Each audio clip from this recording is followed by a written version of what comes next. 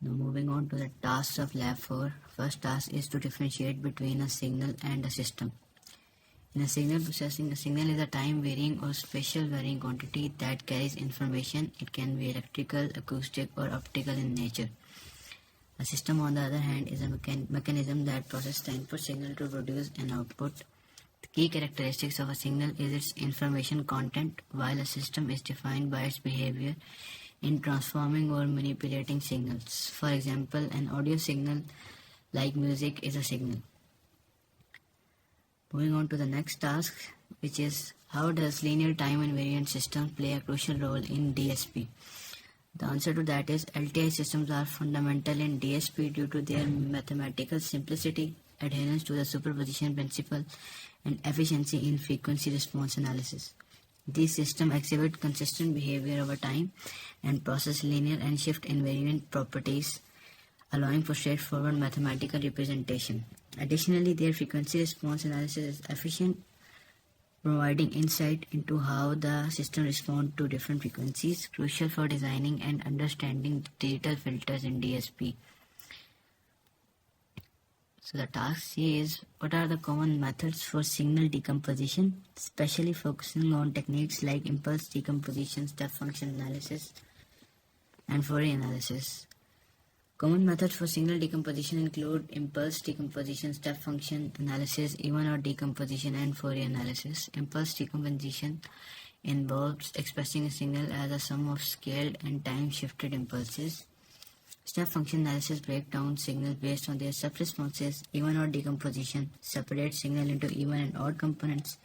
Fourier analysis decomposes signal into a sum of sinusoidal components, revealing their frequency content. These methods play a crucial role in signal processing and other processing techniques. The next task is, what is convolution and how does it play a significant role in DSP systems? The answer to that is, convolution is a mathematical operation that combines two signals to produce a third representing the integral of the point-wise multiplication of input signal. In DSP, convolution play a crucial role in applications such as filtering, signal processing, and system analysis. It is fundamental for understanding how signals interact with systems, enabling tasks like convolution filtering to extract specific features or analyze the response of system to input signals, making it a cornerstone in various DSP algorithms and applications. The next task is, why do we correlate two signals and what are the key applications or scenarios where signal correlation is crucial in various fields in communication systems? We correlate two signals when we want to measure the similarity between them or identify a pattern of interest.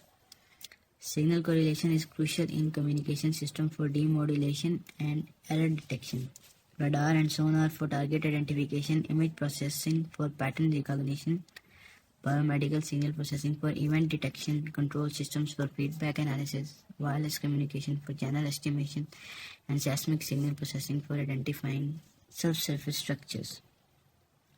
Correlation is a fundamental tool across various fields, aiding in tasks that involve matching or comparing signals for meaningful analysis and decision making.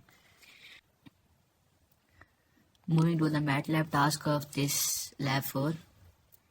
In task 1, we are convolving the two signals. The first signal is X and the second signal is H.